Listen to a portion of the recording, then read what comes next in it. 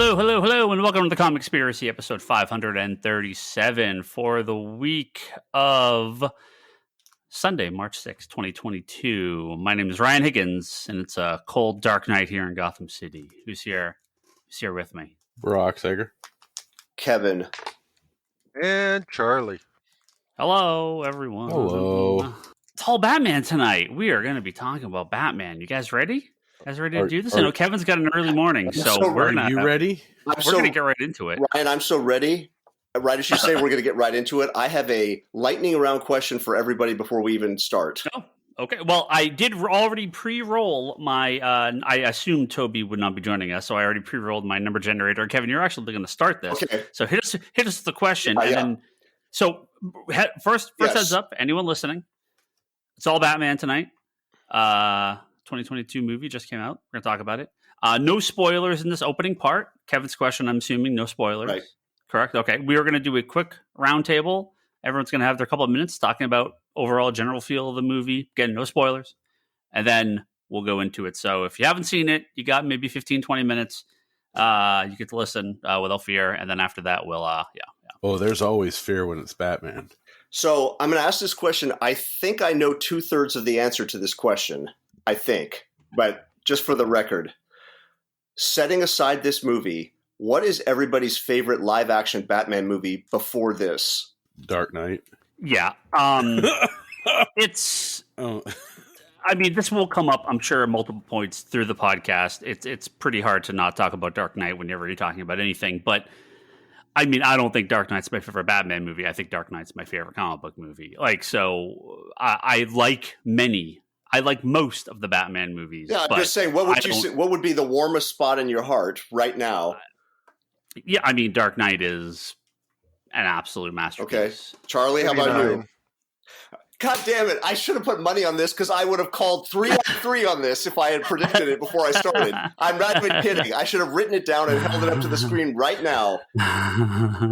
Because I was going to say Ryan's Dark Knight for sure. Charlie's Batman 89, and I was going to go with Brock is either Dark Knight or a supercut of the Michelle Pfeiffer scenes from Batman Returns. I mean, they're pretty awesome scenes, so, you know. God!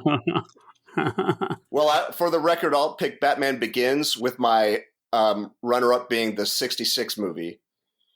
Batman Begins is very good. Yes. It is very good. The only reason why 89 has to be the one that is sort of the warmest spot in my heart or whatnot is that is the one that I watched religiously. It may be the movie I saw the most times technically in a theater or drive-in. Plus watching it on VHS. It was probably one of the first VHSs I actually owned and watched regularly. Did you watch it till you had to buy a new one? I don't think I ever had to buy a new one, but like most things, I'm sure if I tried to dig up that VHS copy, I'd probably be like, how on earth did I manage to still watch this? I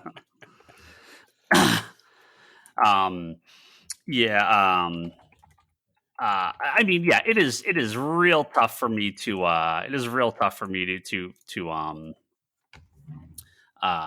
put anything above Dark Knight. It is just such an incredible movie, but I would love for there to be a better Batman movie. Maybe the Batman is it. Maybe we'll figure this out by the end of the podcast. Yeah. It's possible. Maybe never know. The Batman is the Batman movie. It is. It's really good.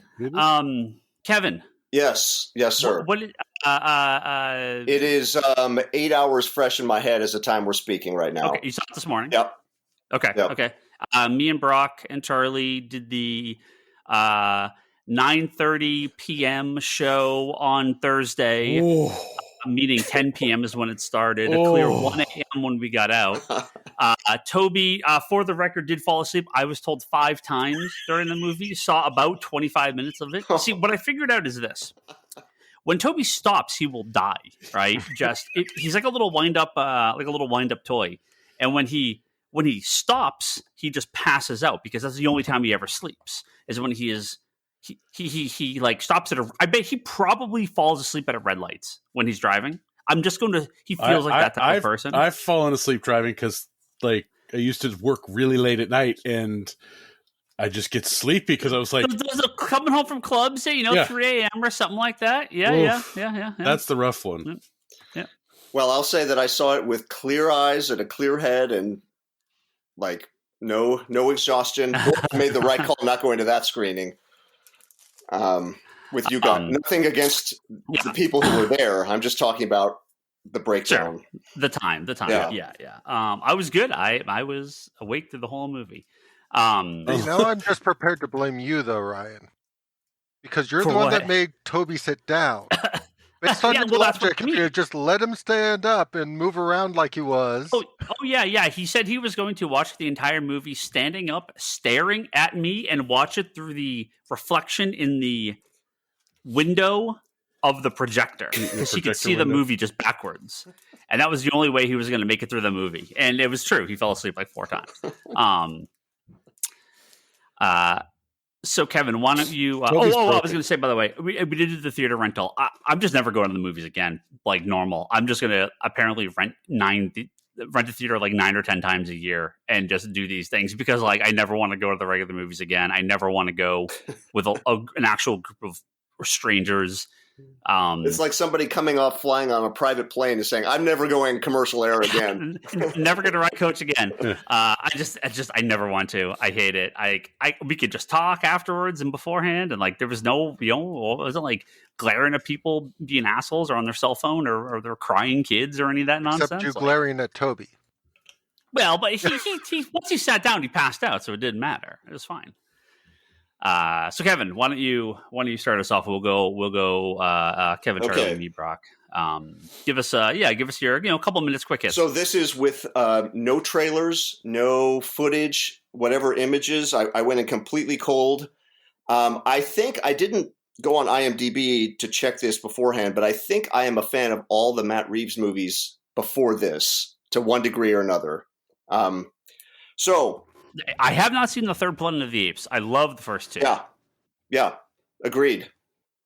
I do want to see. I mean, I not like I don't want to. I want to. I just haven't seen the third one. So let me just split this in things that I liked and things I was more mixed on. Mm-hmm. Liked, the music was great. I mean, I love that score so much. This is my favorite Gotham of any of the live action movies. I thought it was just perfect. The Batman, Zoe Kravitz, just oozing charisma and just so completely charming in her part. Colin Farrell, great. Jeffrey Wright, liked the Batman kind of being amongst the police community rather than like the hunted and hated vigilante, just for a change of pace. Okay. On the flip side of that, things I did not like as much. Bruce Wayne. Let me put Alfred on the positive side. On the more mixed side, Bruce Wayne, because it's basically Batman without the costume on. It's the same performance, just with different clothes. Remind me when we get to me, because I will. Okay. I have a Bruce Wayne comment. Okay. Let me just sum up so I can pass the baton off to Charlie. I would honestly say I am not someone who binge watches TV shows ever. Walking out of this, I felt like I had been strapped in and forced to binge watch an entire season of something because I was pummeled into exhaustion by the end of this. That's why I was saying it's a good thing I didn't go with you guys that late night show, because this is 3:00 in the afternoon and I'm already like, Jesus, I need a nap. It felt like a really good 2-hour movie in a 3-hour container. And with no spoilers, I'll just have to leave it at that. There is a scene at the end of this movie that may be my least favorite scene in any Batman movie ever. I thought this just awful. But that will have to wait. Okay, we'll get to that. Remind me, Snyder Cut, multiple sittings? Oh, for Justice League? When you're viewing, I did an intermission and watched one day and then the other half the next day. And then okay. Charlie's up. Yeah, hit me, Charlie. So I almost holistically agree with Kevin's comments. The only thing that I disagree on is I like the soundtrack, but not as a Batman soundtrack. Like there were a number of times when some of the music felt a little too upbeat for me in places, or didn't quite fit with the aesthetic that I attribute to Batman, and that took me out of the movie a couple of times. But other than that, I agree with pretty much everything that Kevin said. Welcome to the club, Charlie. Cool. That it? Where they're Nothing playing else? that sweet Batman Until we can soundtrack. get into spoiler territory, I Yeah, kind of feel like exactly. it's Copy, Charlie. easy. Okay. Well, on to me. I mean, I loved it.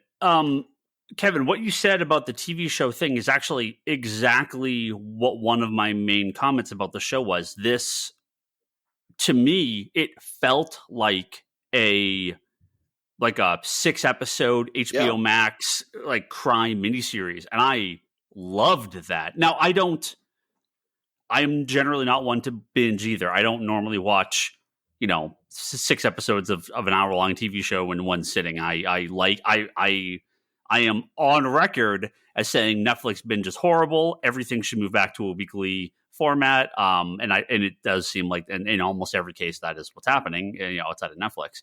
I don't mind if stuff is there to watch later if you want to watch it, but I find the binge model ruins not only discussion but also last episode shock, cliffhanger endings, blah blah blah blah. Anyway, this movie to me really did feel, that's exactly what I said when I came out of the theater. It felt like it was paced like a TV show because you had multiple plot lines that were at different levels of importance throughout different parts of the movie, and it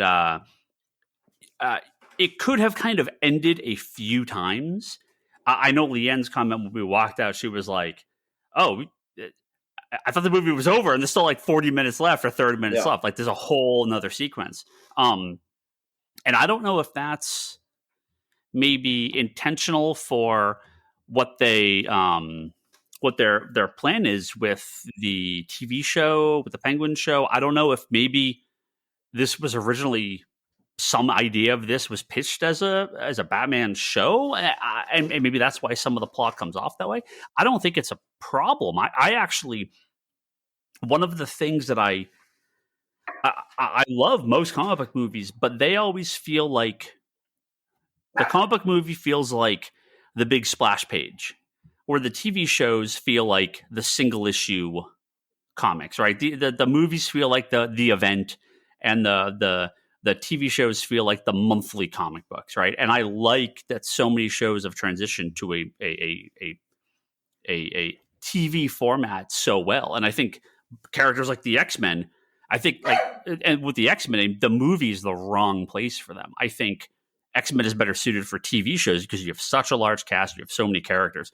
And so with the Batman, I feel like it's a similar situation where they have, there were multiple plot lines, multiple characters kind of coming and going different directions. And it to me much more paced like a TV show, which is very surprising. But I liked it a lot. I think that's just showing the world of TV and movies is not, TV used to be this ghetto, right? Now it's as good, if not better than, everyone's in TV now. Nobody cares. Like there is no division between TV and movie anymore.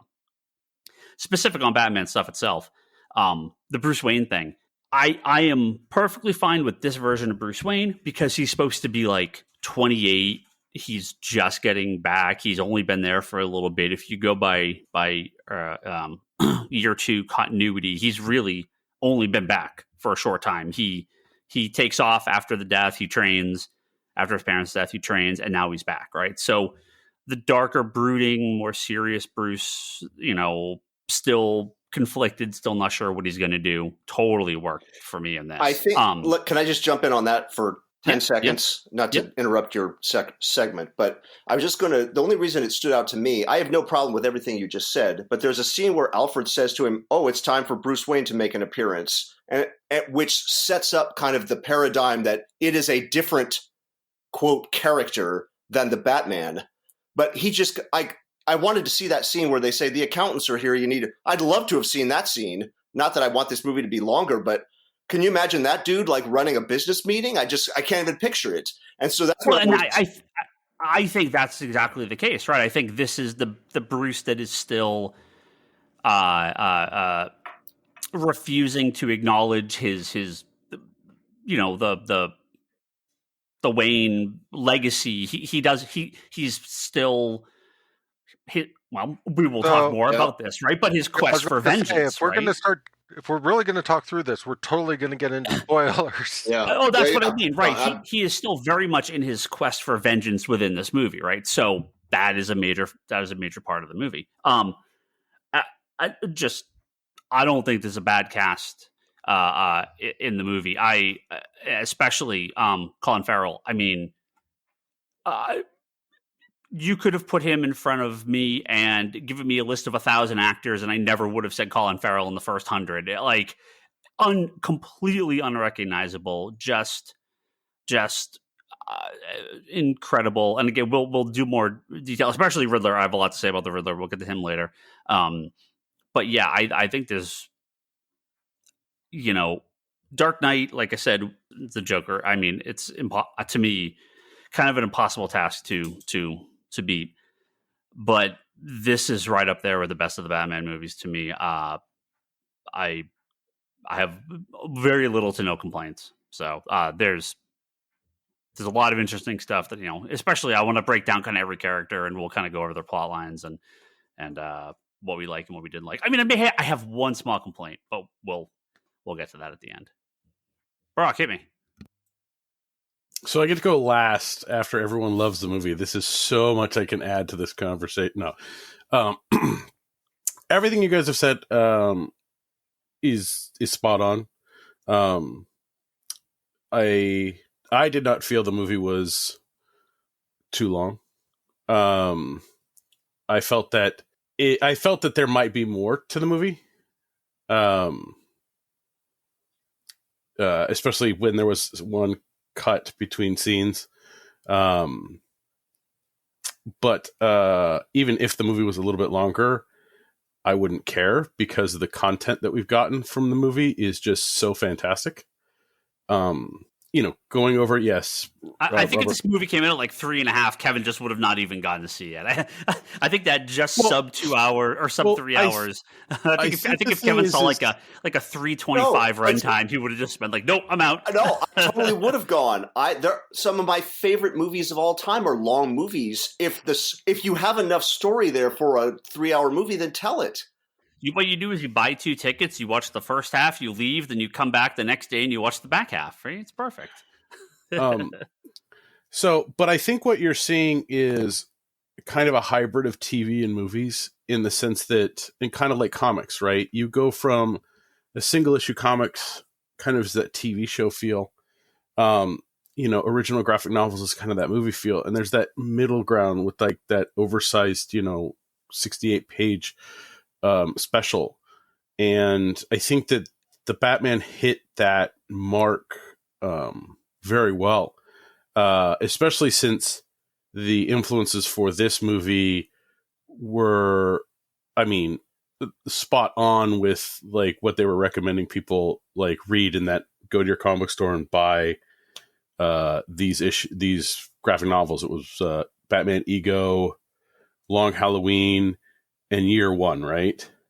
Those were the 3 they had on that. I haven't read Ego in forever, so I can't comment. But there's a lot of Year One and a lot of Long Halloween in this movie, which I like. Good, and I think good things to pull from. Yeah, and I think that once this movie started, I realized that it wasn't going to be a movie that we really saw Bruce Wayne in. It was a movie that we were going to see Batman mainly, just because of, again, like you said, Ryan, where he's at. It's year 2. He's still, he's still starting out as Batman. He's done something because everyone knows who he is. But I think that having him at that point and still kind of rejecting Bruce, I think is just, it allows for growth in the character throughout the films, if there are more of these. I know I say if there are more, there will be more of them. But I think that Robert Pattinson did a great Pattinson. I always butcher his last name. I'm like, how many T's and how many Pattinson. Thank you. No R or T at the end. Pattinson. Okay, Pattinson. So that was one of the things that you kind of test the actor for. How do they play Batman? How do they play Bruce? And I think that he played Bruce how Bruce needed to be played in this movie, which was very little. And he did a great job. Zoe Kravitz, holy crap. Did she just I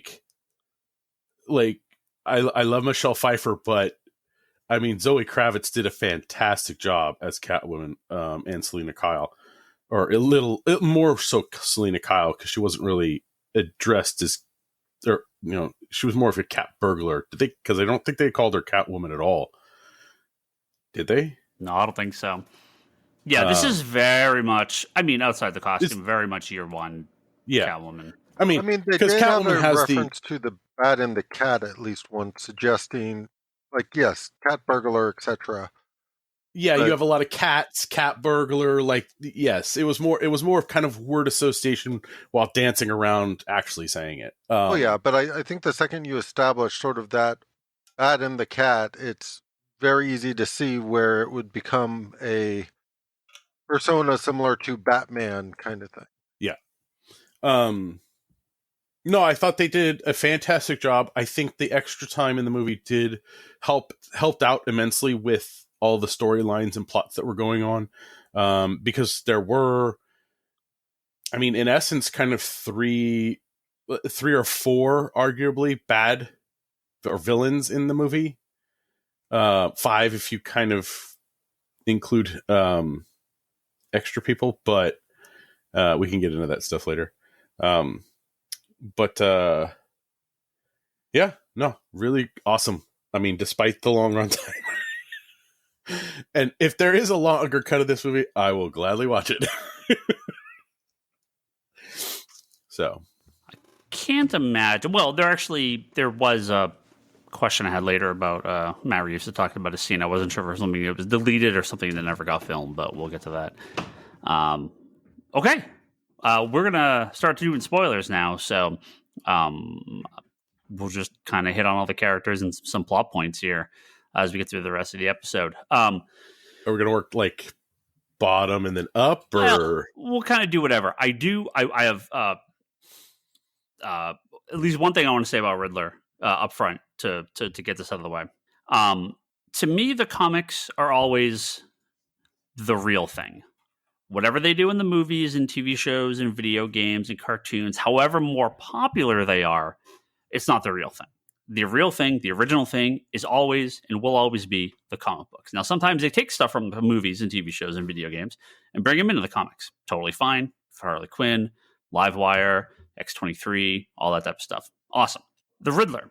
This movie would not work if this was Frank Gorshan, jumpsuit, Riddler cane, You're describing my favorite Riddler, but I agree with you. I agree with you, though. Right. It just wouldn't work. Is this the Riddler? Kind of. And to a degree, right? Is this the Riddler from the comics? No.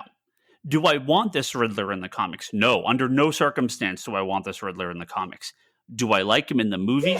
Hell yes. I think it's just the movie that they were going for. This type of character sets the tone.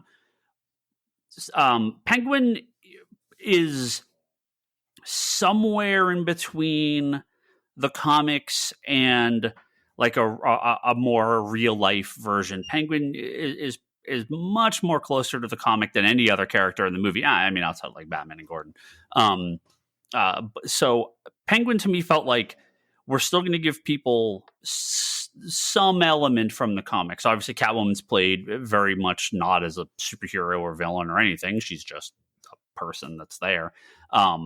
Riddler is extremely different, but I do like the character. It was very cool and very creepy. But it's not the comic. So if you're the type of person you're like, no, they must be the comic. I think you're gonna have a hard time with the Riddler in this, because it's just Jim Carrey is much closer to the comic It's not the comic, but it's much closer. Obviously, Frank Gorshan is basically pulled from the comic almost directly. So, yeah, there are better versions of the Riddler if that's what you want. You know, the Batman the Animated Series version. But I think the Riddler is going to be the biggest sticking point for a lot of comic fans, just because it's such a different take on the character. But I think if you go in with the view of this is more Seven and Silence of the Lambs than it is, you know, Riddler setting up goofy traps, you know, it works. I think it totally works. You guys can agree or disagree, but I think he's going to always be the one point that a lot of people will dislike if they're going to dislike something in the movie. Kevin, and you can maybe talk I was just going to say, weirdly, my favorite Batman villain is the question mark jumpsuit Frank Gorshan Riddler. Oh, he's great. He's great. Like that's the first sketch I ever got by an artist. Art Adams drew me a Riddler sketch on a backing board in like 1990. That's the first time I ever got art from a comic artist. I love the Riddler. And weirdly, I had zero problem with this version of the Riddler for this movie. The other one wouldn't have fit. It would have been completely atonal. And, you know, I don't find this version particularly visually interesting in any way. But as far as the plot device, the character in that sense is perfect for this. I don't know why. I can't imagine someone going in and saying, well, that's not the comic book Riddler, so I didn't like it. Like the comic book Riddler, I mean, I don't know what he's like now. Maybe the continuity has changed and he's completely different. Nigma is more like he wears the bowler hat and the suit, and but it's more of like he's more of the like sleek and like streamlined, and he's not jumping around, but he's nothing like this. He's much more. You would recognize him as a Riddler I mean, what was the last thing he was in? Like real story, the Tom King, the War of Jokes and Riddles. It might be the last time we saw like a major Riddler story. I can't remember anything in the last year or two. And yeah, he's going to be written differently by different people, but he's not any. I mean, to me, there's no major change. So, well, I think for going into the movie, the Riddler for me was one of the ones that was going to be difficult, just because the change of look. And for me, it was just like, what? Why are they going that direction? And it clicked and worked within the first like scene of the movie. Like the tone was set. Like what was set for this Riddler was just established right off the bat. And then later on, they explain some of the stuff that like the mask and all that stuff. And he goes, I felt more like I was somebody else, and so on and so forth. And I think that allows for the Riddler character to, again, evolve and change potentially if he's used again, right? It gives the character like a depth. So, you know, he's not going to go and be the, you know, cult guy that's mysterious on the internet and doing all of this stuff. Right? Like, I was going to say, there is something great about setting him up as basically a QAnon incel. Yeah. Well, and that's the thing is like it works great here. Yep. And the thing is like he can change it though. And because like, remember, there's like all of those IDs. He's willing to get caught. Like he plans all this stuff out. So again, I don't think we've seen the last of this Riddler if we continue with this Batman, which we're going to. But I think that he has room to change and grow and make things like plan things differently, right? Like I could totally see him becoming more of a, well, you see my face, you know who I am, so I'm just going to go with it and make, you know, a statement, right? Well, so to me, that was the largest shift within sort of this Riddler character. It wasn't even necessarily the look or that kind of thing, but it was the purpose of the messages he was leaving. Like the Riddler stuff that I'm used to is very much a trying to prove in a way that he's smarter than Batman. It's more of a like challenge of you can't solve this in time, etc. Versus like in this movie, it's more of a I'm sending you secret notes that only you will understand because I think you're as smart as I am, and therefore I can communicate to you what I want you to do and that kind of thing, which was kind of interesting. But that also sets it up kind of going forward to the either they need to shift it more towards the notes as an antagonist because the same thing doesn't work again. Like once they've already established the fact that Batman and him are not on the same page, he can't be leaving notes to Batman specifically being like, I want you to do this next. Yeah, but what's the... Well, so you mean like if they used him again? Yes, if they used him again, I kind of feel like either they have to start adapting him more towards the traditional Riddler, which I also don't feel like works to go there from here.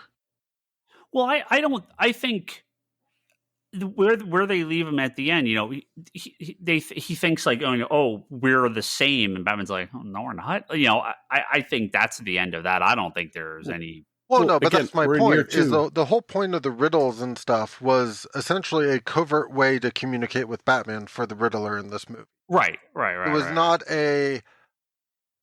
I'm trying to challenge you to stop this crime before it happens. If anything, it's like, I'm trying to communicate with you what I need you to do so I can pull off my crimes. Yeah, but I would expect in the future, if they use him, I mean, they so rarely reuse villains. I don't expect to see him back in any sort of major role. I mean, it's possible. And we'll talk about the end credit. And Kevin, is that your least favorite scene? Not end credit, the Arkham scene.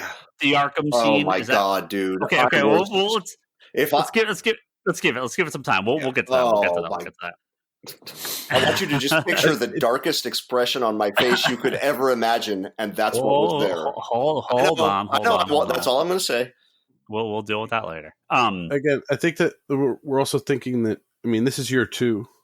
So remember, the villains are going to evolve as well throughout this, even, so Selina Kyle will evolve. If there's other Batman movies, right, we're going to move. Well, they set something up very interesting at the end there, how they drive off in the separate directions, right? He goes back to Gotham, she takes off. So I'm like, are you thinking like solo Catwoman movie? Like, is that the plan here? You know, because they're always thinking about trying to do more movies or doing. At this point, that's all. There's always something coming. It would not surprise me if they do something else with Catwoman. The thing is, Catwoman could get pulled into the Penguin show. Well, okay. So we can bounce back obviously to Riddler at any point in this, but let's talk Catwoman here for a bit. I'm going to assume we're all pretty much in agreement here because fucking amazing. She was fantastic.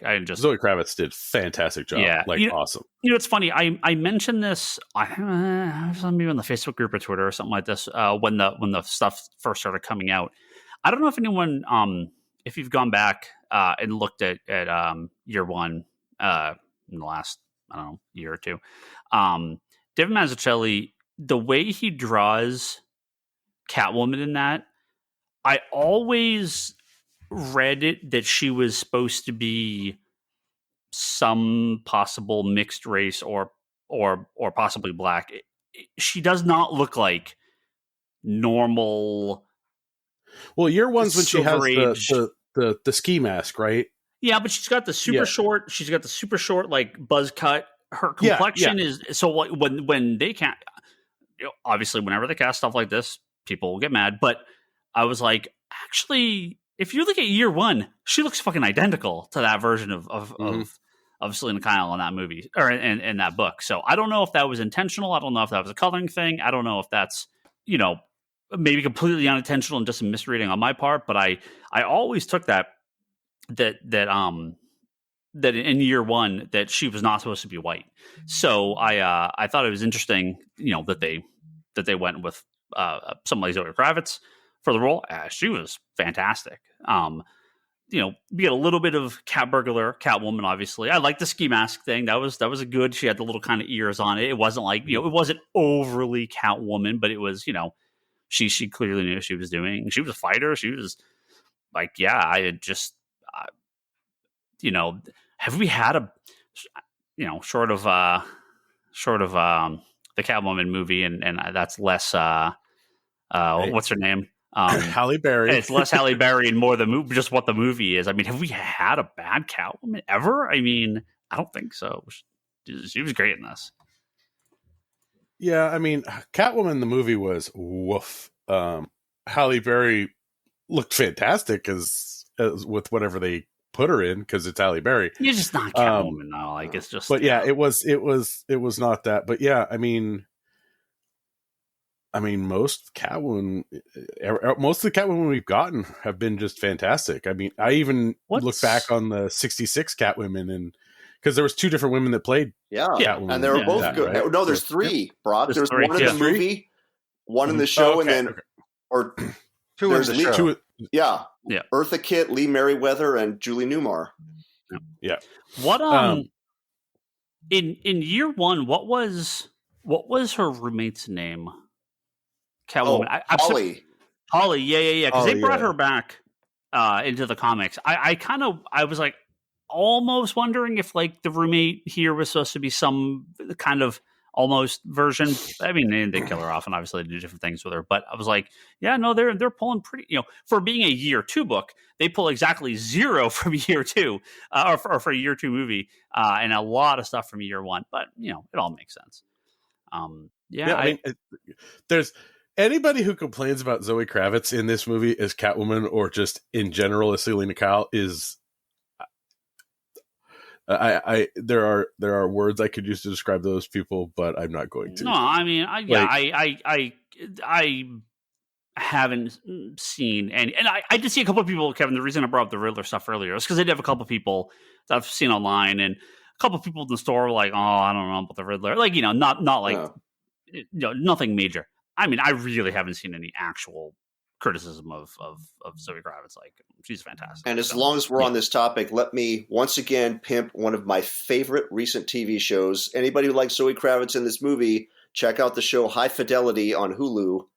It's they canceled that. Yeah, it was just a 1 season. It was 1 season. But the 1 season tells a complete story, so it's not like you'll be watching it. It ends on a cliffhanger. Yeah. But anyway, that has nothing to do with Batman. It's just I will pimp that show any chance I get. Love it. Should we go to Gordon now? Oh yeah, sure. Jeffrey Wright is fantastic. I like the kind of he's sure about himself. He's up and coming. And Kevin, what you said earlier too. This is a Gordon that works with Batman. I mean, this and him walking through into the crime scene and in like kind of daylightish times at points is like. They really don't ever do that in the movies. No, but I like it. That's like the Neil Adams, Jim Aparo Batman. That's what was. I was watching it, going like, "Holy shit!" Yeah. It's funny. So I'm reading I've been reading Post Crisis Batman. I started with 400, and I've been reading like forward on Batman and Detective. And I forgot just how many times Batman just like rolls up to the Gotham Police Department and just like walks in the front door, and there's all the Jim Aparo issues in there, and he's just like hanging out with Gordon and doing stuff. And all the other cops are like, "What the fuck?" So it's like, hey, it's so we get that from Teen Titans and the Harley Quinn show. Yeah.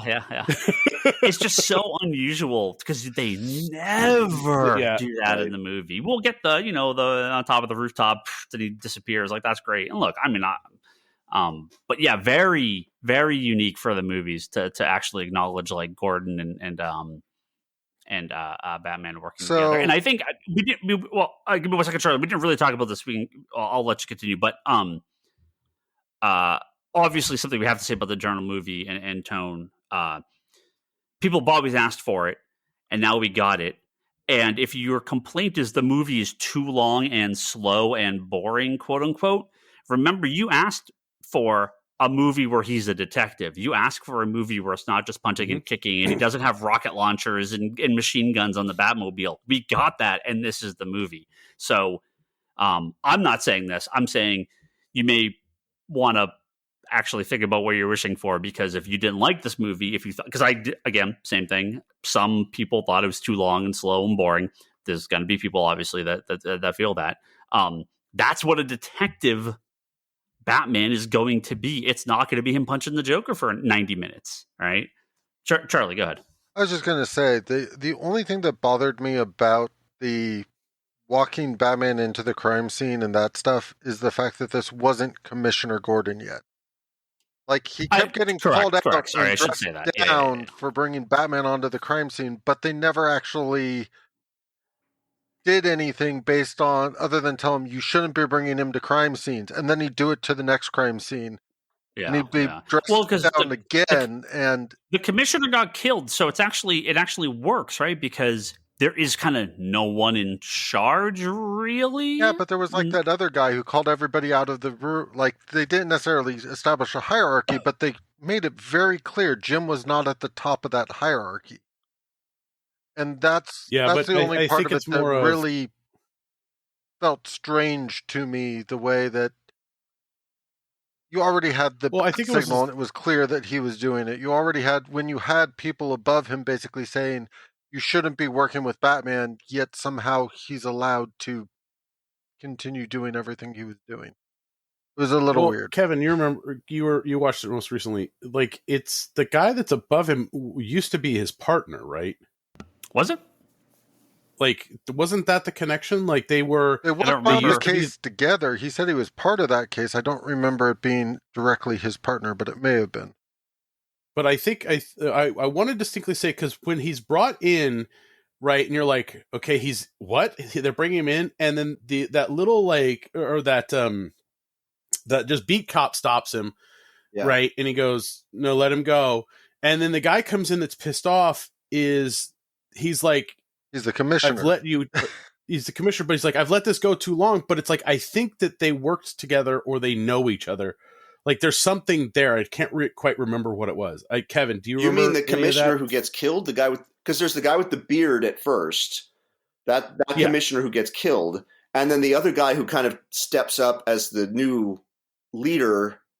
Yes. Has a mustache, not a beard. And he's the one that's like, the commissioner, like, I think the only reason they're letting it slide at that point is because the old commissioner did and they don't know how to react yet. I think, like, that's how I took it. So for me, it wasn't necessarily, like, it was more of, like... I guess all I'm saying is I have a much easier time buying the access Batman has when he has the support of the commissioner than when he has the support of somebody lower on the totem pole. And Charlie, on that point, I mean, it's a little unclear how this whole hierarchy works, because if Batman is fully supported by if he can walk in a crime scene surrounded by cops, why do they have this janky bat signal on some random building where they meet in secret? Like, it's a little unclear what this system is. I just kind of rolled with it. Like, it didn't affect my enjoyment, but if you sat down to kind of pull the threads on, I would say, like, maybe one more polish on the script of give us even a sentence just to kind of lay out what is this arrangement. Yeah. As I said, it would not have bothered me if Gordon wasn't always being called out on it by people who seem to be higher up in the totem pole than him. Yeah, and Batman, this is always, even when Gordon is commissioner, he's not the chief of police, he's not the mayor. People are always like, how do you work with that vigilante? Like, there's always a distrust within the GCPD. There's also a standoffishness, because it's like, how do you work with that vigilante? And I'm going to yell at you until that vigilante realizes he's just going to beat the shit out of me. I think there's a fear of Batman that gives Jim some leeway as well. The main reason why I kind of bought into some of it is when Batman started contributing to things he was noticing in the crime scene out loud. Yeah. Like that part of it, I started to buy into the detective aspects of it and that kind of stuff. But, okay, if you want to get into the detective aspects of it, I have to have one more nitpick gripe. And it's completely a nitpick, but it occurred to me, and since it occurred to me, it bothered the crap out of me. So I'm going to put the same thing in your head, so hopefully you can tell me why this doesn't make sense, or maybe I'm misremembering something. But it occurred to me that all the pictures that kept being taken of the nightclub would have been taken from the same window where the gun was, and nobody thought to be like, where would these pictures have been taken from? What pictures of the nightclub? He's talking about the pictures of the mayor. They kept leaking pictures of people coming out of the nightclubs. Yeah. Yeah. Oh, yeah, that's true. That's true. Fair point. Well, hold on. Let's go back to this. Something happens in this movie that also rarely, if ever, happens in a Batman movie. Batman fucks up and gets it wrong.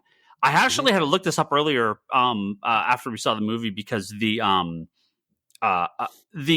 riddle kind of went by me super fast. Me and Leanne were talking about this afterwards, and I was like, I didn't really get the answer to the riddle. The rat with wings, the riddle about the stool pigeon, but it was actually the website,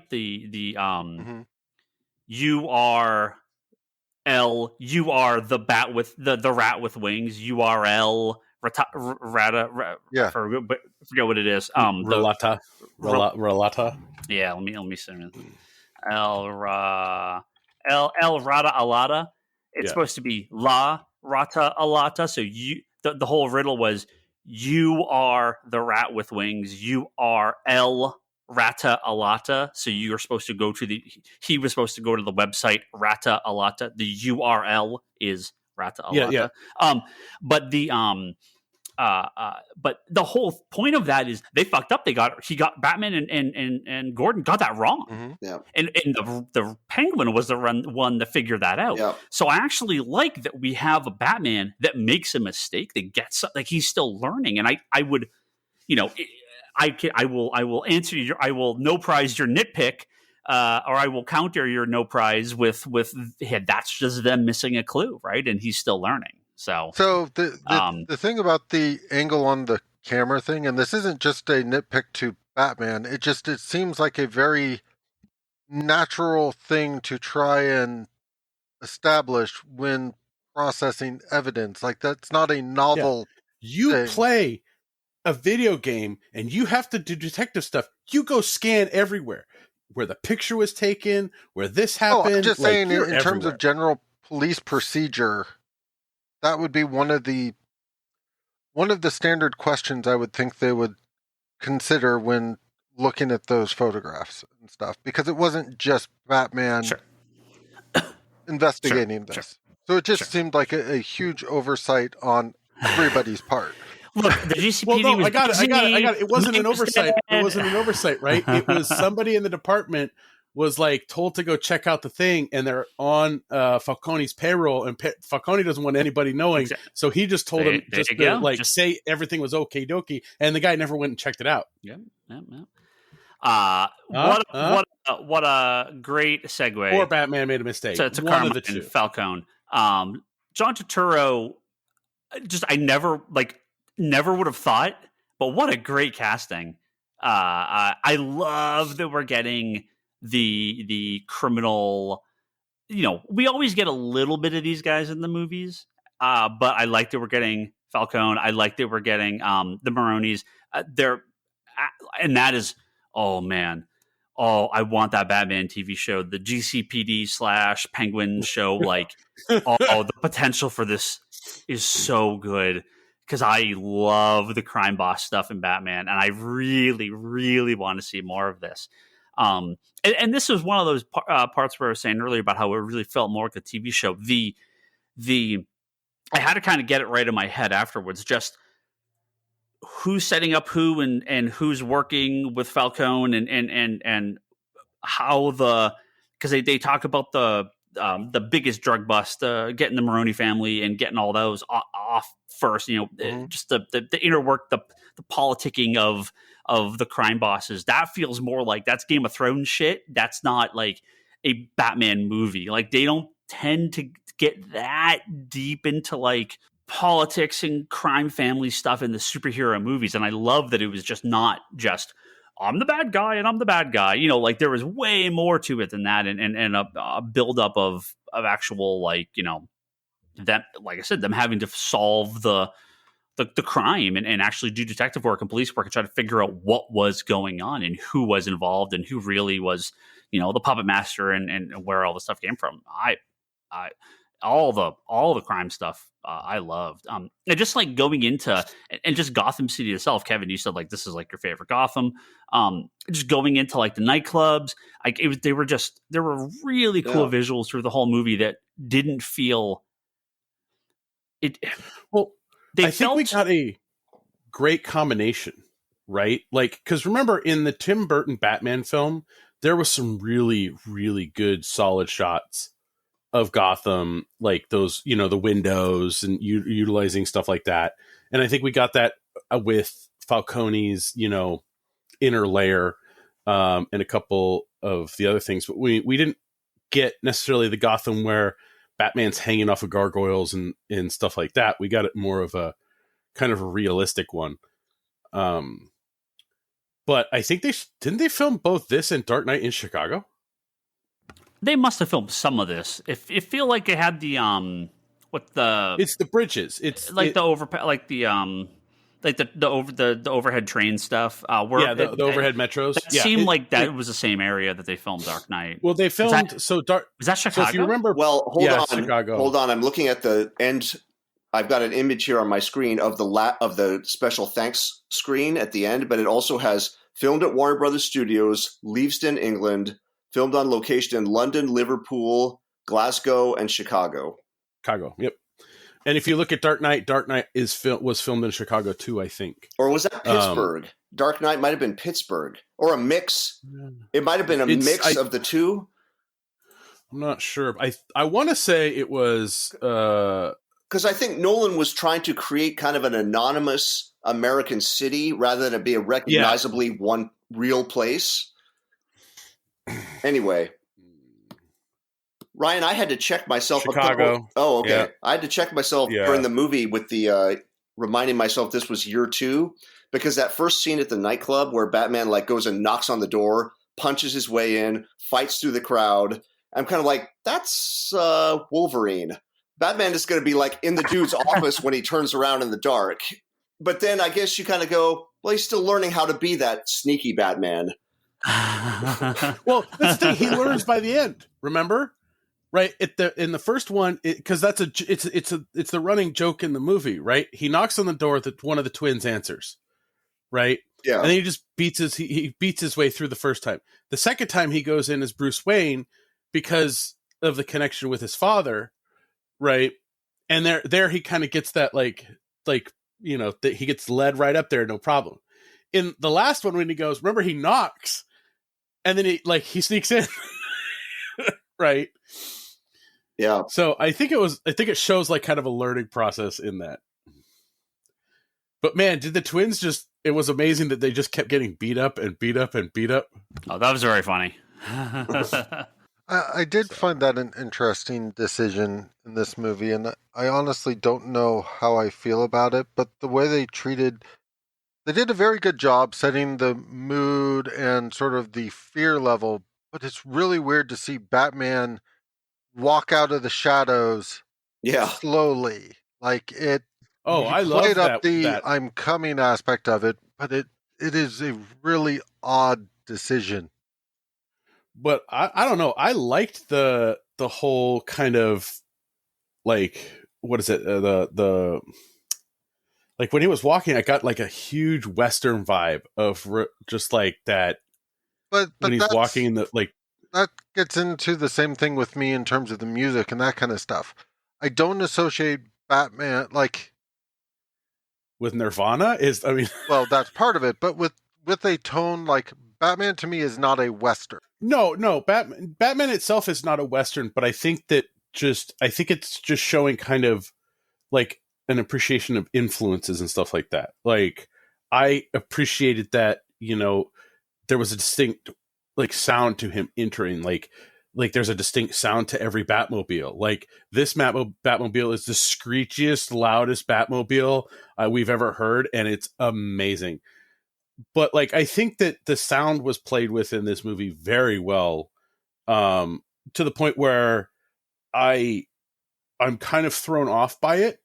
But at the same time, there's moments and hints of Batman in it, the Something in the Way, right? The remix they did of that Nirvana song. There is the theme of Batman in there a little bit, right? It teases it in there. So, as I said, it's just there's certain things thematically and that kind of stuff which as I said, I'm not necessarily saying that I completely dislike him walking. Like, I like the aspect of letting the villains get freaked out. Like the fear aspect of it, I liked.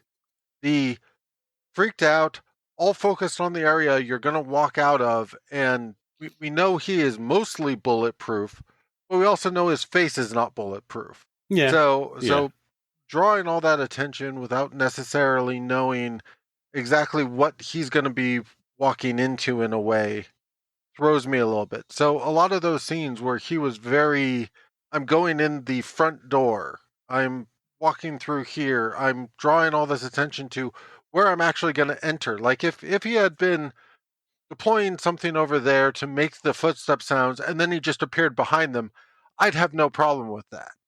It's just but I think also you're looking at a Batman that would have been that's something that's learned over time. Again, we're at year 2, so there's a lot of a learning curve here, right?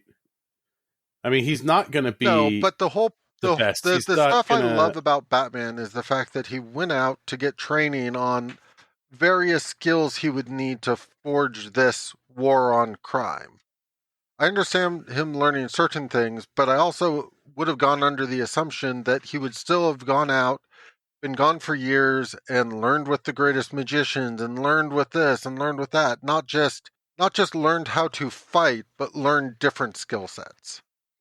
Yeah, but again, we don't know. We didn't get the Batman Begins, right? Yeah. We didn't get that, so we don't know what his. I mean, because again, most of it seems like he's going from a side of vengeance, and how do I get,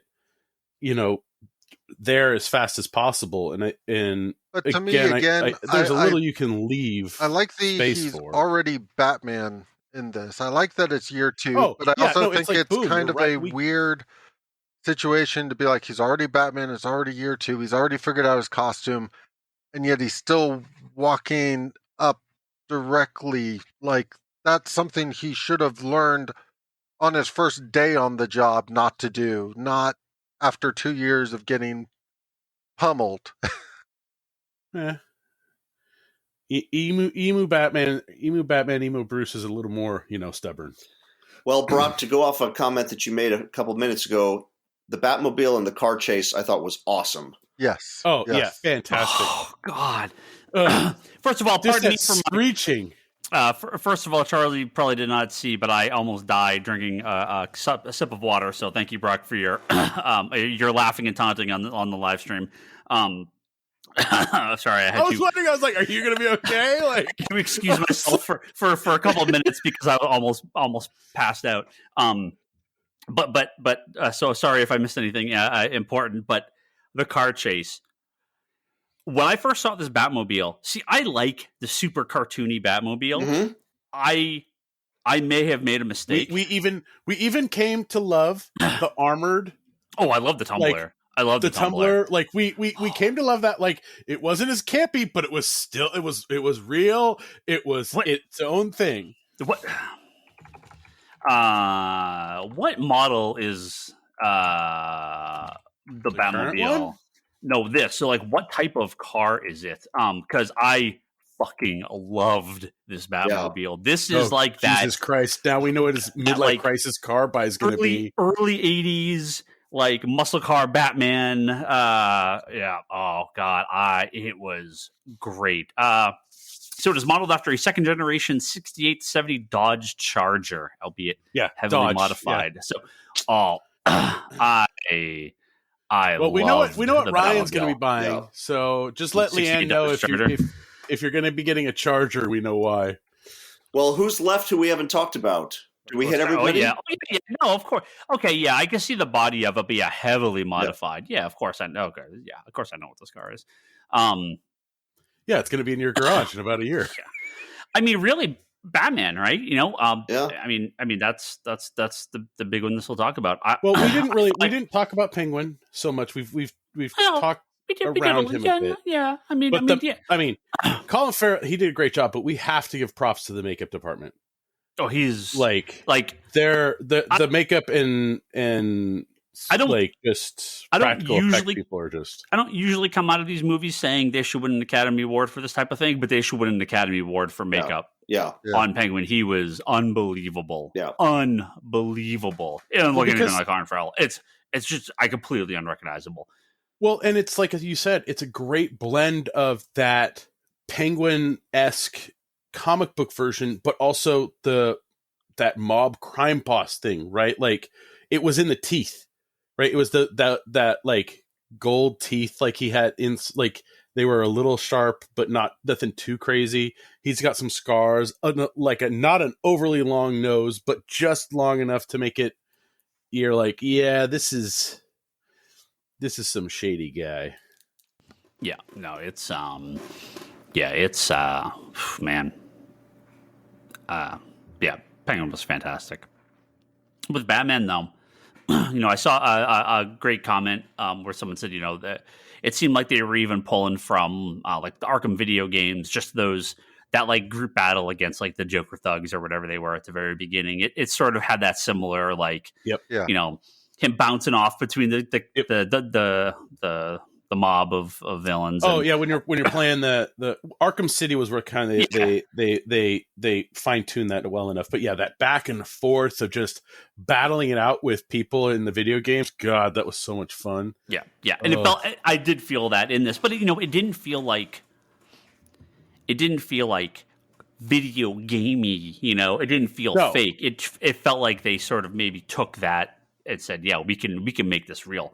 I'm going to go out on a limb, Kevin. I'm going to guess one of your favorite parts of the movie is actually the very beginning where he's doing like the monologue about they're all looking into the shadow. Yeah. And they're just like, they just get scared because they're like, fuck, maybe Batman's coming out. And then he does. That was such a good scene. And that was shot so well because it was such a deep shadow. Like you're almost straining to look into the shadow like those guys are, but the lighting was so good that it's just a black hole. Yes, that's not a very big limb you went out on, Brian, because yes, that was absolutely one of my favorite sequences. It's great. And we could argue about the Batman going clomp, clomp, clomp, clomp, where the criminals can hear him coming, like RoboCop, but I still thought that was a great sequence. It wasn't. He was like, we're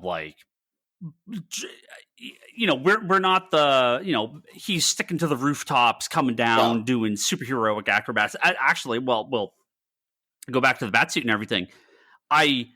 For a minute, I thought, okay, I don't really like the flying squirrel suit thing, but then I think about it and I'm like, year 2. He's just starting. This can become the cape doing it. He gets more. He lands and fucks up and rolls and is like I like that stuff. That this is a young, inexperienced, not quite ready Batman, and he knows what he's doing. Right? He's not an idiot. I also like. I mean, I don't know if it's a callback to the Nolan films, but it was when you're talking about base jumping. Right?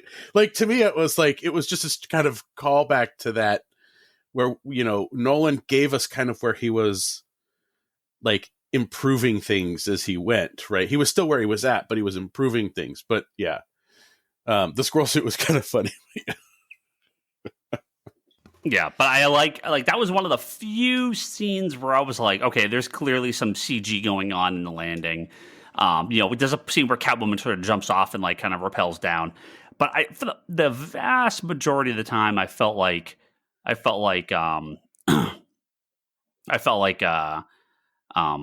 there wasn't it wasn't overly CG. Any of these scenes, the fighting all feels really realistic.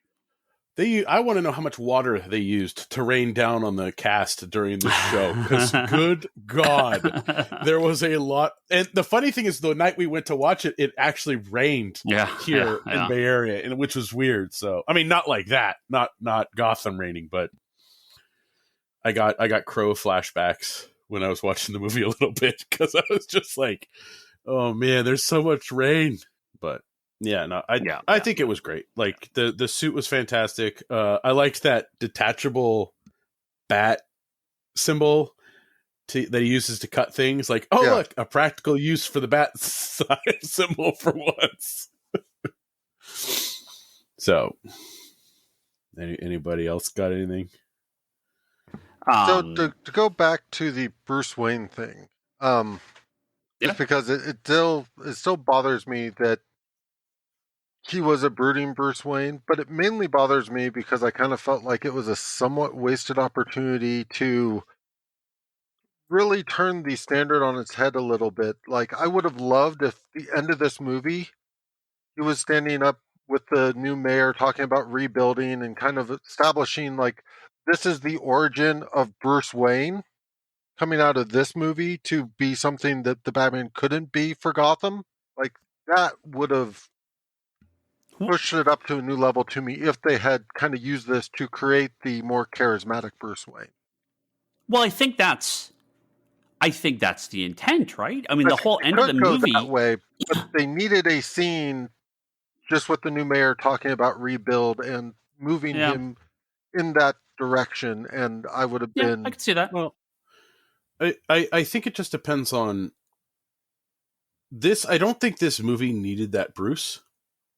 I think this movie sets up the potential for that Bruce. And I think that if we get, I keep saying when we get the next Batman movie, I think that there's going to be more, we're going to see more of those things. We're going to see Bruce come out more. We're going to see like those kind of things. Because if anything, this Batman movie encompasses so much of like the Batman character, of who the character is, of what the character does, of the transition the character's gone through over the years, and just as a whole gives a wide like picture of kind of the Batman in a sense. It doesn't like it's not like cartoony or any like that version of Batman, but I think it gives us a like just the first, like this is probably the first time we've gotten so much of a like a potential for like expansion in Batman and more of a like, so it's more realistic, but it also gives us that comic book feel. Part of the reason why I would have liked them to establish that Bruce scene is purely it would have amused me far too much just because of the old adage of I never need to see the death of the Waynes again. I never need to see another movie go through Batman's origin. So I'd love this to be just go straight and go, we're not giving you Batman's origin, but we're giving you Bruce Wayne's origin. Yeah. Well, I we can keep talking about Batman, but I don't want to forget the Waynes. We should touch on that aspect of it because I think that pulls from a few interesting sources. Oh, we forgot the Waynes. We forgot Alfred. We haven't talked about Dolly. But with Batman, the ending of this movie, it's pretty interesting how he acknowledges like things. I haven't fixed things. I can't be about vengeance. I can't be about hate. I can't be about revenge. I have to become a different type of character. That is very unique in a Batman movie. They never talk like that, right? I mean, in the comics, he kind of comes and goes and to what degree he's working with everyone and what feel they're going for. But in the movies, like I feel like it never goes in that direction. So I really like that he's the Nolan movies. I think established him. Well, he pieces out at the end of the third one. He's like, "Fuck you, I'm out." But that's the thing.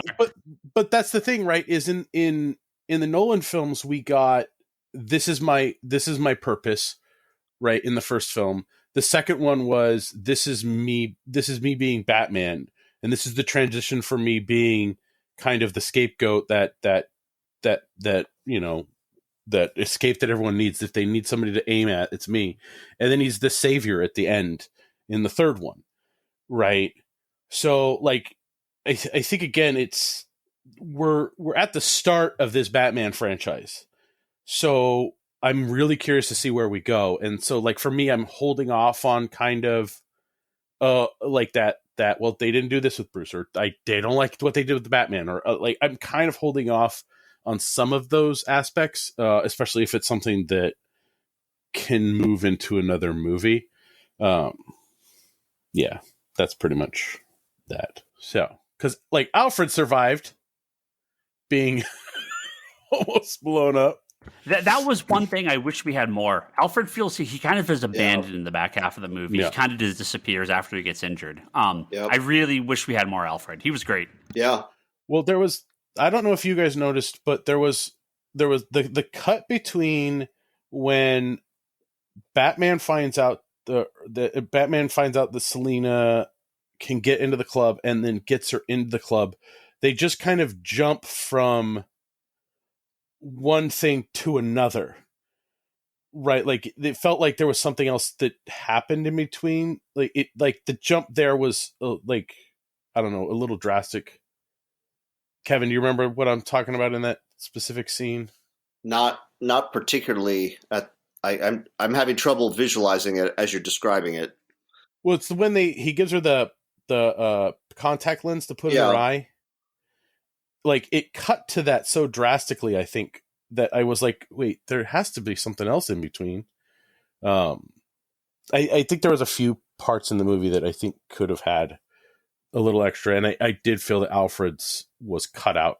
Well, I did. I did kind of have that reaction when Bruce is in the hospital room, and as soon as Alfred literally opens his eyes from the coma, Bruce immediately rips in on him about the why he immediately tears into Alfred about the parents' secret. Like the dude's been awake out of a coma for literally three seconds.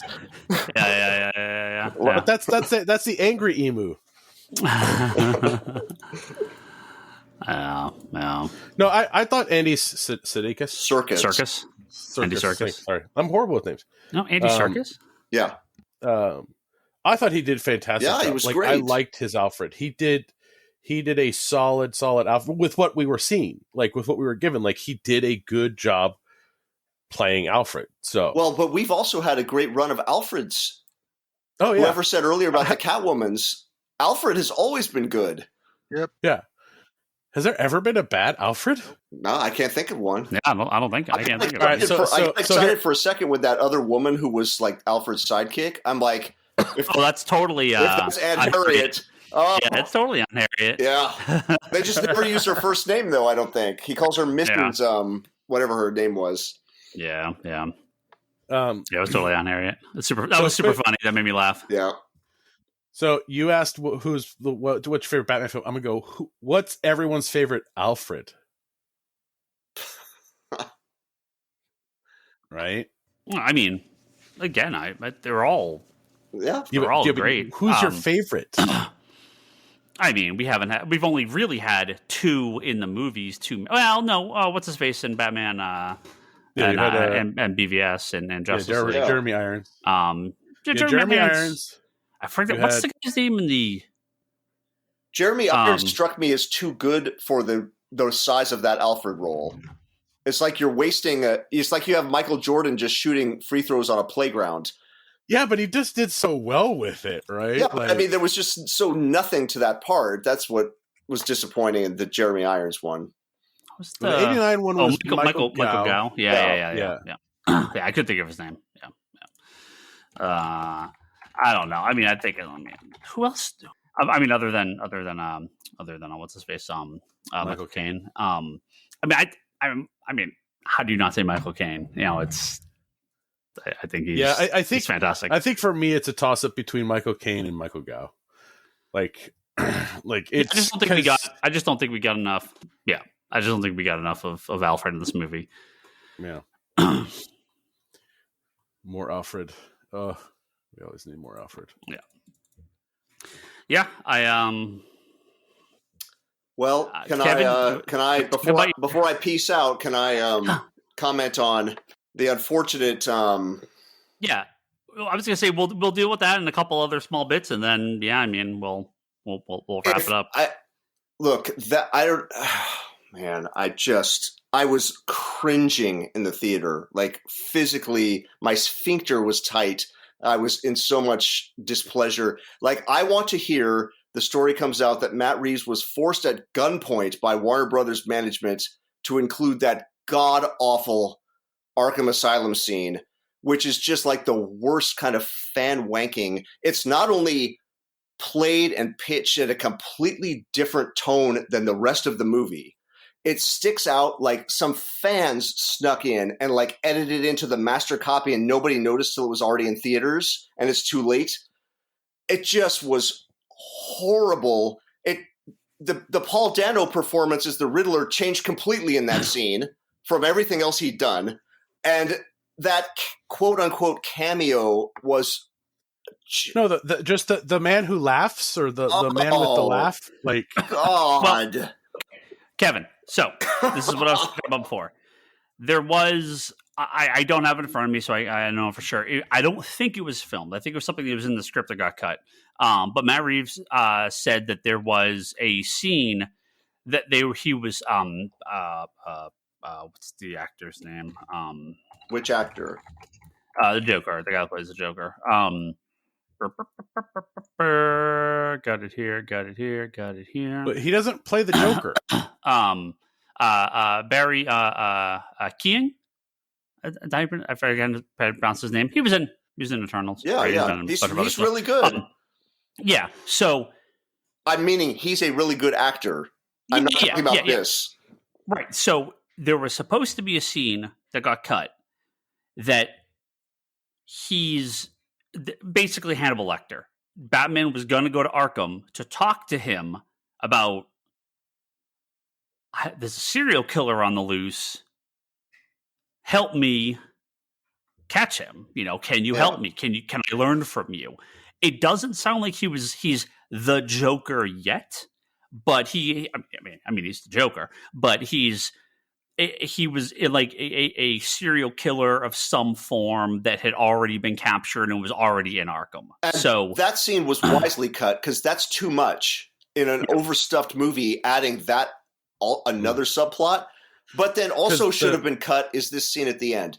You know what I would have much rather had? Lock him in Arkham, the Riddler, pull the camera back, and you see silhouettes in all these other cells around him, and just let your imagination run of who those might be. Yeah. Well, because in the credits on IMDb, it's listed as unseen Arkham prisoner. I mean, he's the Joker, right? Brock, he's and the it's Joker. There's no. But the thing is like, it's not even that he's listed at the bottom. Normally, they kind of list these as they appear once you get to a certain thing. He's listed more at the top, and you're just like, okay. Yeah, I am mostly fine with that. It's a thing for the casuals that are like, oh, but that's the Joker. It doesn't bother you can me. feel clever as you elbow the person sitting next to you. And, I think that's the Joker. That's who that's for. I solved a riddle. I'm as smart as Batman. Jeez. I'm totally I fine agree. with it.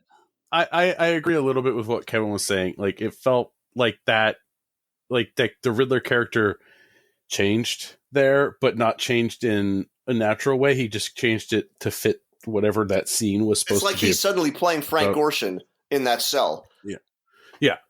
And like, to me, it's like, okay, I can just see the next 3 trades they're going to pop up. War of Jokes and Riddles and like killing, like it's, I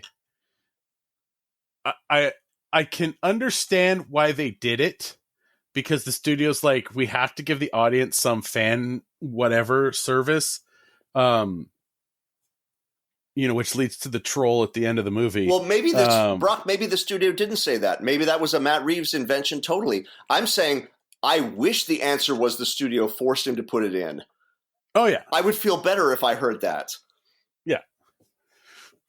I mean, overall, was it damp? Did it dampen it? No, whatever. I'm just like, I can get over it. It was I like the troll end credit though. That was the end credit scene. That I did not see. Yeah, there was something at the end. I mean, it was nothing. They just linked to the Rata website. That's all it is. Yeah. That's all. If you skip the end, if you skip the post credit scene, there isn't one. Yeah, there is. It's the question, and then it says goodbye. Yeah, but I mean, it's not. Yeah, I mean, Wait, did you guys say I respect filmmakers. No, you don't. You stay for the fucking end credit scene. I stay through the end credits of every single movie I ever watch. Unless I absolutely have to pee and my bladder is going to explode. That was me, Ryan. Yeah, I'm totally fine. Totally fine. I see through the end credits of every single movie I ever watch. Do you do that at home? Yeah, here. Yeah, I mean, I'm usually I'm on my phone. I'm kind of poking around. I'm talking to people. But yeah, I let credits run. I let that shit play in the background. I always let credits run. So, yeah, Kevin, if you leave now, you're not going to miss too much. All right, I'm going to miss the end credit scene of this podcast. This will not be a 3-hour long podcast. Is the Joker going to Skype in on here as soon as I'm out? Toby? No, I don't think so. I don't think he's joining. Yeah. Yeah, you can cast the entire podcast crew as Batman villains, and who's going to play what? I don't know if we'll get more past the Batman or the Penguin GCPD show. I mean, maybe we do. I got no idea. I don't know what the future is, but if we get 3 movies in this world, it's DC, it's Batman. If we're going to get 3 Batman movies in this world, and there's obviously, to the best of our knowledge, no intent to continue.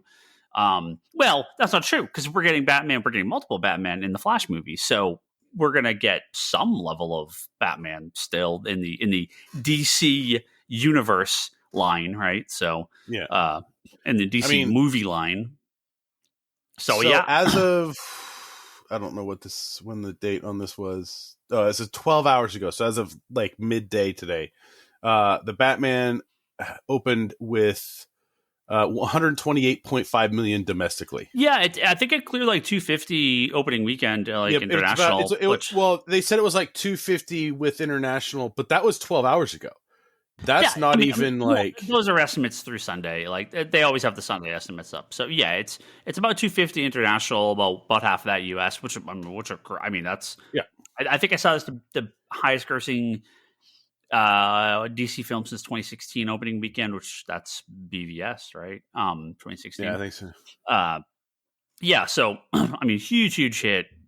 Reviews are phenomenal. Real high. Although I never look at them, of course, I see Rotten Tomatoes reviews everywhere. Real high on Rotten Tomatoes, real high on Metacritic, and I don't know what the next couple of years of Batman movies are going to look like. This could be a one-off, and that's it. But I'm fine if they want to do a couple more. Sign me up. It was great. It was a great Batman. Great Gotham. Great start to something new. Whoa. We talk about like some post-credit stuff or some kind of secret stuff. I like that they threw in a decent amount of little references for the comic people, right? Bloodhaven gets mentioned. That's cool. When he stabbed himself in the leg, that adrenaline shot. I mean, that's Venom. I mean, that's 100% Venom. There's no other. We're like, is that Venom? Is it Venom? Yeah, it's totally Venom. Yeah. Again, to the random person watching the movie, it's just an adrenaline booster shot. Cool, totally. It's a thing that exists. To us, the color, we know that's Venom. Well, it's the color and it's how he reacts after. Right? Because remember, he starts to go like aggro. Yeah, and he's full on. Before they stop him. He's beating the hell out of that guy. Yeah. Yeah. So I mean, that is, again, I know belief that that's supposed to lead into a Bane movie or whatever, but I don't need it to. But I liked I'm okay with some couple little callbacks, little throw, little. To me, it's just one of those things stuff where I'm perfectly willing to say it could be Venom. I am not prepared to say it was Venom. Yes. No, it's 100% Venom. I don't think there's any other thing that it could be. It could just be an adrenaline shot. You just get carried away. Like, that is a possibility. But for the comic book people, it's going to make you lean heavily into it's Venom. Yeah. No, I thought they did a really solid job. Even with the connection of like Selena Kyle with Falcone. Like, it felt natural and fine in the context of what this movie was. Mm-hmm. So, like, yeah. I mean, will say, I feel like we could have had, like, I will say about the Selena Falcone thing, yeah, I kind of wish they had left it, him not directly acknowledging it as my own blood. Like, I don't have a problem with it, but I think it would have worked better if it wasn't specifically called out and confirmed. It's like one of those things where sometimes I like the hints more than I like the confirmation that that's really what's going on. Similar to kind of what you got in like the Joker, as they hinted that he may have been a Wayne, and you kind of go, well, no, he obviously is not a Wayne. Like you could argue it either way at the end of the Joker movie. I would have been fine leaving this that same way. I actually would have preferred it that way. That way they could keep going with that and let her believe that or whatnot. Or they could swing it the other way at some point if she got new information. Yeah, I mean, I think either way works. Yeah, I looked that up. I think that was the implication in When in Rome, but it was not like a definite. So the Catwoman's been, I know I can't remember which run exactly, but she was made into a crime boss. And like, I want to say that like, that was kind of from When in Rome influence, where she's kind of the head of the crime family, and that like, and they've touched on that a couple times with her. In the current run, it felt like it was going that way. I'm a little behind on it, but Selena has been portrayed as a crime boss in the past. So No. So in Dark Victory, yeah, they say that she suspected Carmine was her father, and then When in Rome, they go more into it. So, but okay. I don't it is not it is not definitive either way. And then they, I don't think that's ever been brought up into the actual comics, into like the in continuity monthly comics. I don't ever recall that being an official thing. I'm pretty sure that's just a Dark Victory When in Rome thing. And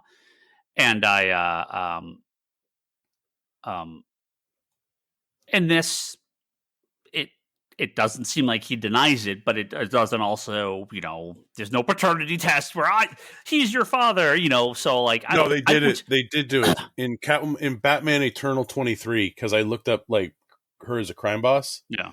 They revealed it in that, because that leads into the other stuff. Cause that was all the after New 52.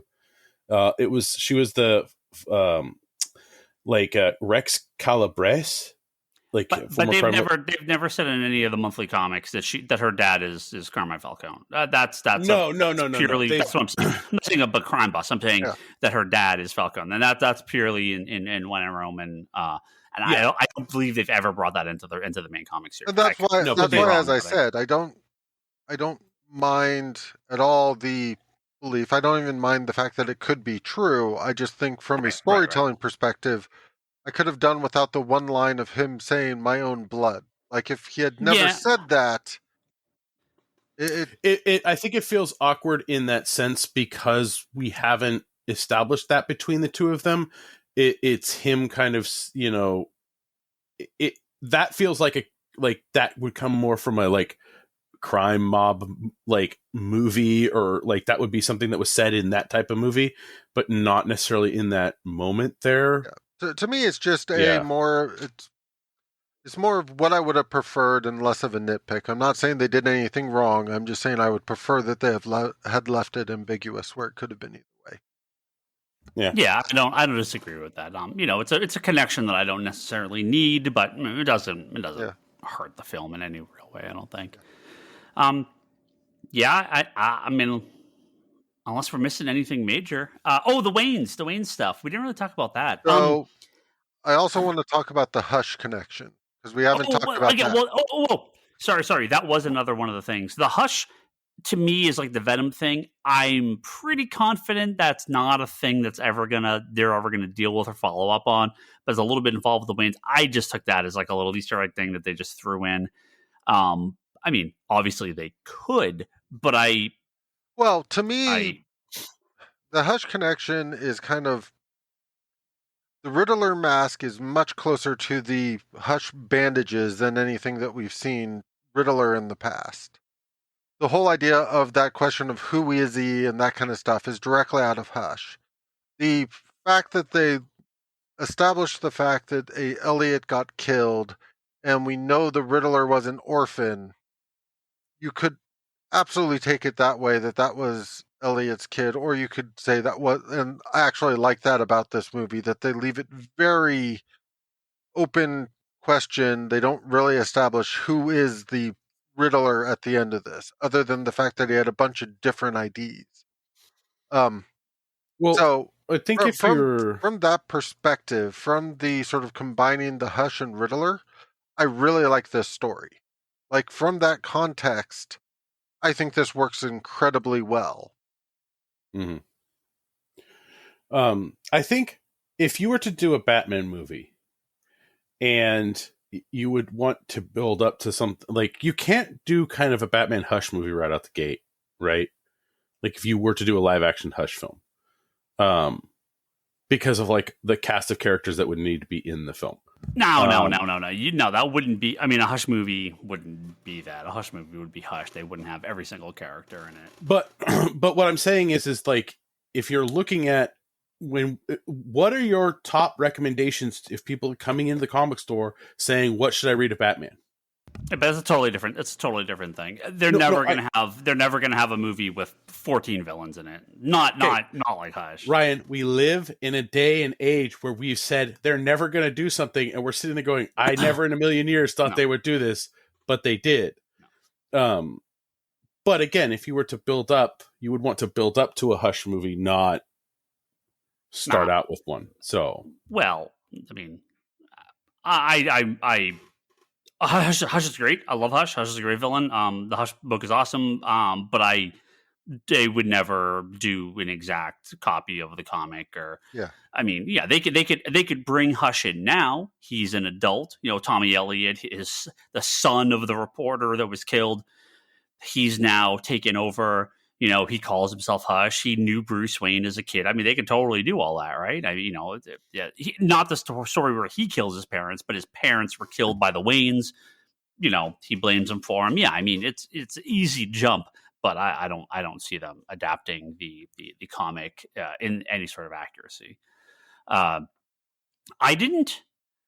The Martha Wayne being in Arkham, that comes from, I mean, that's mostly Flashpoint, right? That's a reference to Flashpoint. Isn't that a reference also to like Court of Owls? I think it was a slight nod to Court of Owls because as well. Is she in? Do they say she's in Arkham in Court of Owls? Wasn't there the whole thing about the potential brother having been institutionalized, and there was a history of Martha being institutional? Like, I could have sworn there was some stuff in there in Court of Owls around that.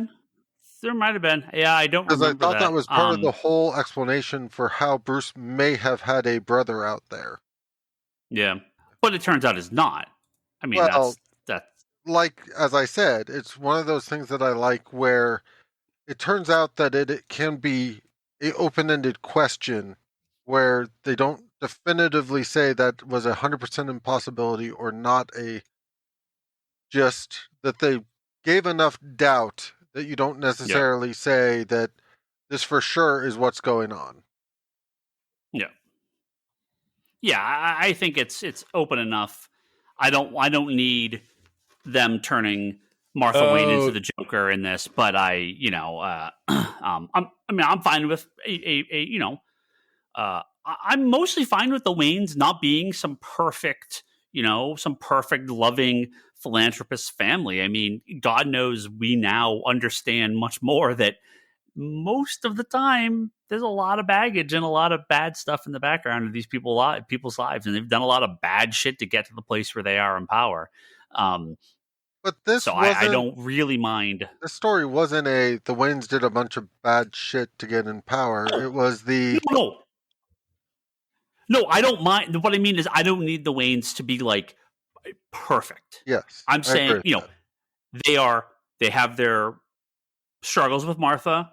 He makes a bad decision that no, all of it seemed very plausible. Yeah, but it's not. Yeah. He's not.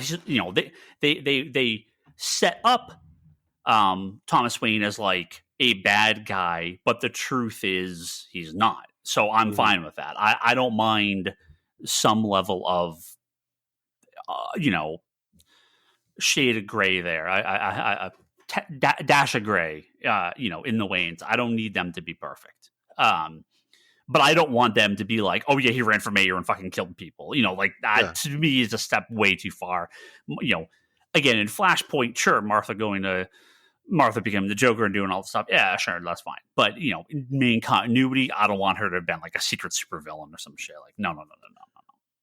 So I found it in the Court of Owls. The Martha Wayne reference it's for Lincoln March, which is the Talon. Yeah, he is believed to be. He was believed to be the long lost son of Thomas and Martha Wayne. Yeah, and that was something that the court manipulated him into believing. So yeah, that's the because there was it's a God, I wish Kevin was still here. It was a pickup from an old, like a pre-crisis book where like Batman had a brother or something like that they kind of redid. But yeah, he doesn't have a brother. It's not, yeah. All the talent stuff that was set up at the court. But yeah, he doesn't. Yeah, it's all the manipulation stuff. I think that's it. It's a good movie. I mean, okay, how many of you are going to go see it again? I'll probably try to see it before it gets out of the theater. It's long. Yeah. It's a lot to pay attention to, but I think it all comes together at the end. I don't feel like there was a ton of loose threads.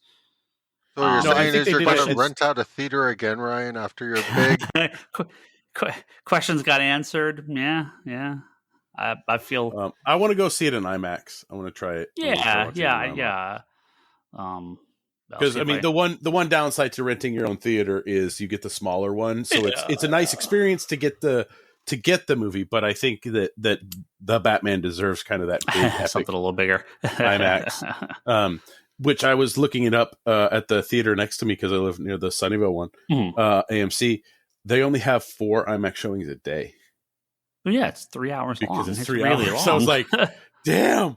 So I'm like, I either have to take off work or like stay up until 2 a.m. or abandon my kids at like a certain time. Because it's at 11, 3, 7, and 11 again.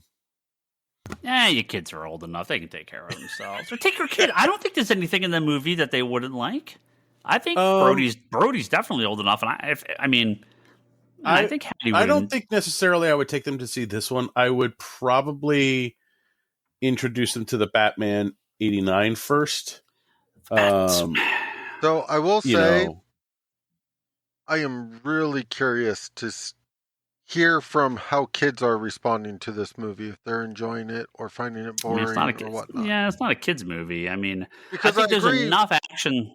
I agree. There isn't I'll find out if a any ton teenagers have seen content from the high school that is bad, but I could also see a kid being completely bored during parts of it. With it. Yeah, totally. Charlie, are you going to take your kids or? No, I mean, I will. When it comes out digitally or whatnot, I'm sure I'll end up buying it, and then the kids will watch it and such. But they're not as driven to rush out to the movies for most things as they used to be. Other than like Spider-Man and probably by extension Doctor Strange kind of thing. Yeah. They have shown very little interest in the last couple of comic book movies that have come out. Well, I'm gonna try to go see it in IMAX. I don't know if it'll be this week or next week, but I'm gonna try and go see it before it exits the theaters. Because I got that ticket to go to anyone I want, so it's like your replacement. Yeah. My Eternals replacement will be my second watching of Batman in IMAX, so I'm down with that. Okay, that's it. We have a Facebook group if you want to throw your thoughts on there. We got we're on social media. You can hit us up if the stuff you liked or didn't like about the Batman. always like hearing what people thought. In the meantime, thank you to our top tier Patreon backers, Joe Duff, Kelsey May, Craig Anderson at clearpathcoaches.com, Jimmy Rivera at the Social Forum Podcast, Talon Bray, and everyone else at patreon.com/comicconspiracy. Thank you very much. I got some Q&A thread on there. Got some questions in there, and I haven't had any the last few weeks. There should be this top sticky thread on our Patreon. If you're a member, go ask us some questions. We should be back to a normal episode next week. You can head over to comicconspiracypodcast.com on Apple Podcasts and wherever else you get your podcast stuff. You can listen to us. Subscribe. It'll just show up. It's fine. You never have to look at it again.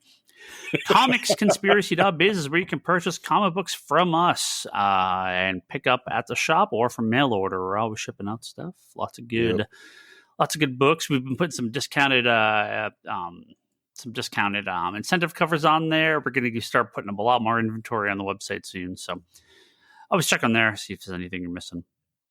ConspiratorBrock.com is Brock's website for pull lists, some boxing videos and other cool videos he does when he's got the time. Charlie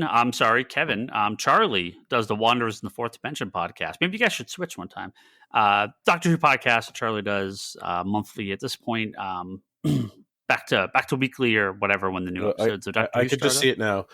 Kevin goes, "Hey Charlie, can you interview this creator for me and I'll do your podcast?" He's like, "Who's the creator?" And he's like, "Jim Zub." Oh yeah, I'll do it. And check out Kevin's weekly interview series called Between the Panels at fanbasepress.com. Always interviewing cool creators over there.